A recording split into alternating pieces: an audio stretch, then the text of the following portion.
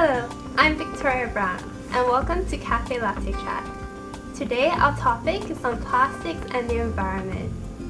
Plastics has become an integral part of our society.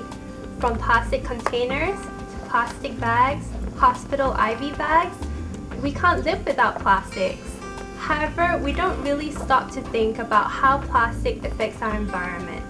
So today with me, I have three esteemed panelists to discuss this interesting topic. Okay, now on my right, I have Dr. Nazri Yahaya. He is the Director General of the National Solid Waste Management Department.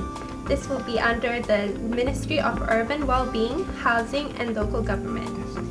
And then next to him, we have Encik Abdul Aziz Long. He is the President of the Environmental Management and Research Association, ENSEARCH. And then next to him, we have Encik Ahmad Khairuddin Shaaban. He's the Chairman of the Education and Awareness Committee at the Malaysian Plastics Forum. Okay, so let's talk about how plastics affect our environment. How is it detrimental to our environment? I mean, we all know that plastic is a synthetic material. How does it affect the environment? So, what do you guys have to say? Okay, let me go first. Now, because we determine the policies to set the framework how to address these plastic issues. Now, when you ask us how plastic affect the environment, now which part of the plastic that we are concerned of?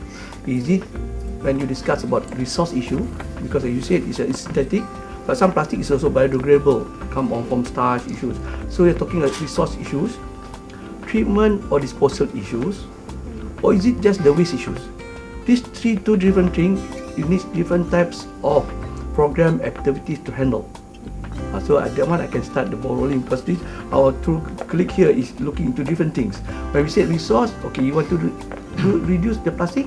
Why? Because of resource base, because you want to reduce our dependency on, because it's fossil fuel, petrochemical compound. Or is it just because the composition? Because right now, Malaysian composition of solid waste, high proportion of it is plastic. Well, for example, way back in 2005 is 24% in our solid waste stream, or a treatment issues or disposal issue, because we saw plastic is lying around in the landfill, in the environment, clogging the drain and so forth. So these are three issues that you have to do an integrated approach how to handle. Resource issues how, waste issue how, treatment and disposal issues how. So I think I stop that first. Let Aziz and Ahmad to continue. Okay, Dato'. I mean, plastics is I think has become and has reached an essential status. As you mentioned just now, plastics has found wide application since it was probably created back 100 over years ago. Correct. Okay, and because of its features and properties, this plastic is cheap, easy to form, durable, versatile, and you see a lot of application. Okay, but if we want to look at plastics from the litter perspective, okay, if we want to start thinking that the plastics has a big impact on the environment, I think we have to really look at exactly what plastic has basically have given us. I mean, the what applications has basically enabled us to not to use wood as an alternative, not to use aluminium as an alternative. Okay, so we have basically now to, as we come from ENSEARCH, we would like people to manage the activities that they have been doing. Okay, if it is some things that will basically now affect the resource part, then we start to reduce, we start to recycle, we start to think that way. Okay, if materials start to probably cause environmental health, okay, harm people, then that is again we have to look for alternative materials, or probably we have to ban if we don't have any choice. Okay, so plastics, if you look at usage, has been very beneficial to human being. Okay, we don't want to cause a lot of stress to other alternative. Otherwise, we will probably be using will have bigger impact when it comes to resource. If you don't use plastics, we have to go to glass. If you don't use plastic, we have to go to metal. If you don't use plastics, we go to timber, and that will cause more stress to the environment. So that is something that is not good itself. Thank you very much. First, I'd like to thank the staff for having us here today. Maybe just a little bit about the organization that I represent, the Malaysian Plastics Forum. Actually, it's a platform for plastics upstream producers. Essentially, these are the petrochemical companies which makes the raw materials. At the same time, it also comprises of the Malaysian Plastics Manufacturers Association, which are the users of the raw materials of plastics, and they convert the raw materials into plastic articles and so on. And I think my two esteemed colleagues here have given a very good introduction to plastics, especially the benefits of plastics.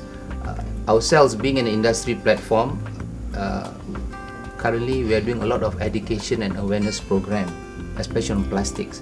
As you know very well, plastics is part of our daily life, but sometimes when you, whatever media that you might be paying attention to, sometimes it's not so positive, even though, as Encik Aziz mentioned, it has a lot of bad benefits.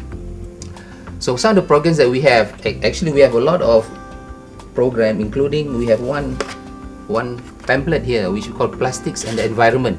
Okay, so we know very well plastics and environment, in some ways sometimes they have to meet somewhere, and what it does actually, my colleague here Aziz has mentioned, actually plastics is green. Okay, even though this is against perhaps conventional wisdom, because we always think that plastics, most plastics now being petrochemical based, fossil fuel is one example. How about the contribution to global warming and so on? So perhaps I tackle that first, because perhaps there is a misconception that plastics use a lot of oil, alright, because it's petrochemicals, right? So it's from oil.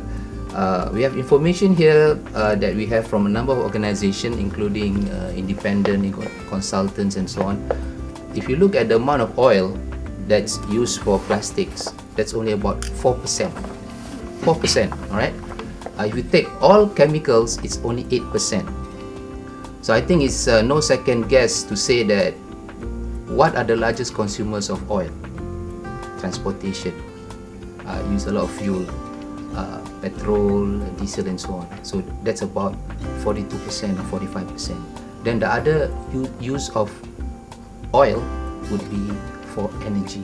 So for power generation, for our lights, for our air conditioning and so on. So actually the two largest consumers of oil is actually transportation, fuel, and also power generation, which also use oil. Surprisingly, Aziz mentioned, and maybe not a surprise, because plastics actually make those two large users of oil more efficient. Take the example of cars, motor cars. These days, if you look at cars, automobiles, there are a lot of plastic components are being used for a number of reasons. Some of it because of economy, because of it's versatile materials, easy to form, to process, but it's light. It's light, so anything that's light for cars, it translates to fuel savings. So a lot of cars, close to 17% or 20% of the total weight are actually made of plastics. So actually plastics make these other large users of oil more and fuel efficient. So a simple rule of thumb, 10% of weight reduction gives you about 7 to 10% of fuel savings. So in a way, plastics is green because it helps cars make lighter, become more fuel efficient. Okay, now hold on to that thought. We're going to take a quick break, so stay tuned.